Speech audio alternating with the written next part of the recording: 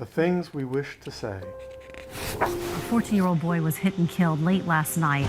If only the thoughts we think. This infrastructure is just designed to fail. Came out of our mouths. Neighbors are still shaken up. If we could speak as freely as angels. And we need to fix it for our entire community. To say what we want. Eric Bowerice lost his son Alexei 6 years ago. For my son Alexei. Those are Alexei's words. Who inspired others to be themselves. A poem his parents found after his death. Alexei impacted so many people.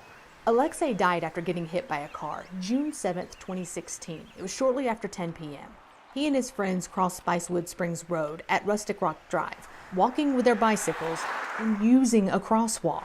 Alexei's parents, awaiting his return, got the police instead. And I was like, shut up. Are you telling me that my kid is dead? No one realized how poor city planning put him in danger. This area had a pedestrian crossing signal, but it didn't work at night. After 9, if you press the crosswalk button, nothing happens. All fixed now. We got an obvious COS. In 2017, the KVUE Defenders told you how years of poor planning decisions put pedestrians in Austin at risk. After nearly 6 years and promises from city leaders to make our city safer, we checked back. The numbers are not trending down. We obtained data from the Austin Police Department showing the number of auto pedestrian wrecks since our 2017 report. In 2018, 443 wrecks, then up to 480 in 2019. The number dropped in 2020 to 305, but that was the year of a pandemic when overall traffic dropped. People stayed home. And look, the number started going up again in 2021 with 373 auto pedestrian crashes and 406 last year. And it's hard to address 280 square miles of the city of Austin. We've got a region that relies on Austin as the economic center. Lewis Leff is the Transportation Safety Officer for the city of Austin.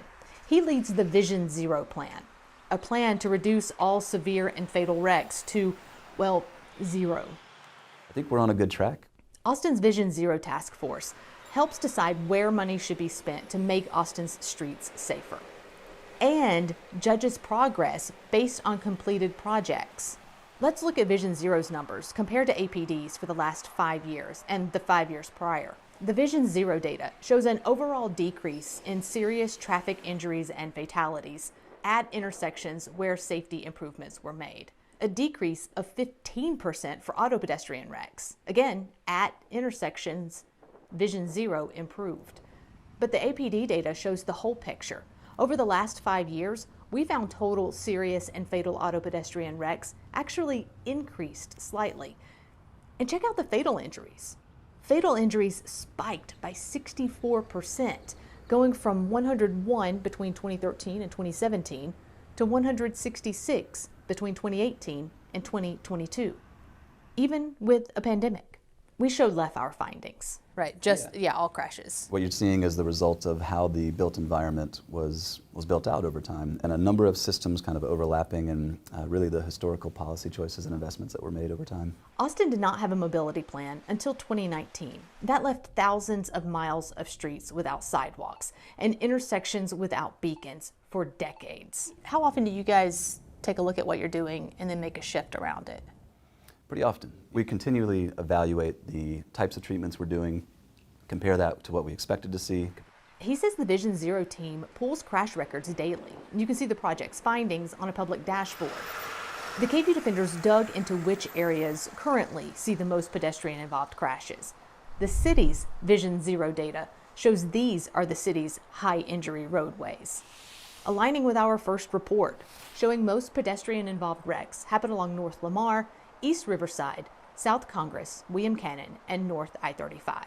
So far, the city made improvements in most of these areas, including pedestrian beacons like this one here on Riverside, extending the curb and median at problem intersections like Cameron Road and Highway 183, and adding accessible curb ramps for the disabled like you see here at Barton Springs and First Street.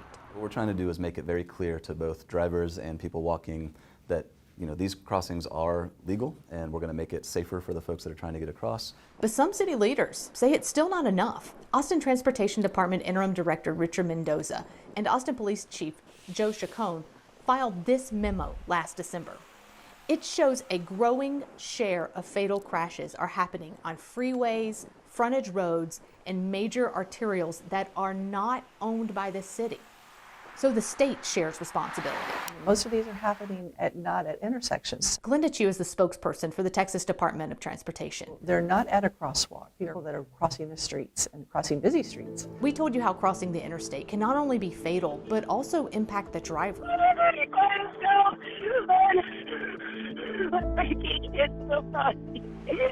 In 2020, TxDOT put an additional barrier on top of the concrete divider on I-35 between the north and southbound lanes, over a 3.5-mile stretch between 51st Street and Runberg Lane. The pilot project was to discourage people from darting across these 6 lanes of traffic, but stacked like this so emergency crews can remove them if needed. A TxDOT engineer told the KVUE Defenders those barriers worked. It reduced pedestrian fatalities by 89%. So they're adding another 21 miles of the barriers through Austin. And it's needed. APD records show 185 people have been hit by cars on I-35 in Austin since 2018. Walking along a frontage road to an intersection can be difficult. We found some frontage roads still without sidewalks, like here on northbound I-35 between Breaker and Tech Ridge. So we emailed TxDOT about our findings. The Southwest Communications Director, Brad Wheelis, told us TxDOT will construct more than 18 miles of new shared use path, and it will be in this area. We just recently put in a grant proposal with TxDOT trying to address gaps and on TxDOT frontages. John Eastman is the Division Manager of Sidewalks and Special Projects for Austin Public Works. It's his job to make sure folks have a safe way to get to intersections, make sure the city has sidewalks. The way I describe it is the sidewalk system is twice as good now as it was 5 years ago. Sign is on to cross Lamar. In 2017, KVUE Defenders uncovered 2,500 miles of Austin streets don't have sidewalks. Now it's closer to 2,000 miles. So there's a lot of gaps in the networks. We are trying to get 100% of the very high and high priority sidewalks and shared streets completed within 10 years. Those very high and high priority sidewalks total 800 of the 2,000 miles with missing sidewalks, like here on Lamar between Runberg and Palmer. What we're trying to do is try to rectify the system that's been developed, and that's a series of policy decisions over multiple decades. It doesn't happen overnight. 3 times in the last decade, Austin voters chose to pay more in property taxes in order to make our streets safer. Voters passed a $720 million mobility bond in 2016, then a $925 million bond in 2018, plus another $460 million in 2020. That's more than $2 billion. $2 billion. All of that money, and still not all priority safe gaps will be fixed, says Eastman. In a few years, we'll have to identify additional funding sources. This was 1 year before he died at the Grand Canyon. Alexei was 14 when he died, a teenage boy. I took a day trip and took the kids up to Grand Canyon. Life cut too short. And to this day, I still have that photo on my phone. Because of an intersection. Yep. That was dangerous by design. Probably won't ever change it. In Austin with the KVUE Defenders, I'm Erica Proffer.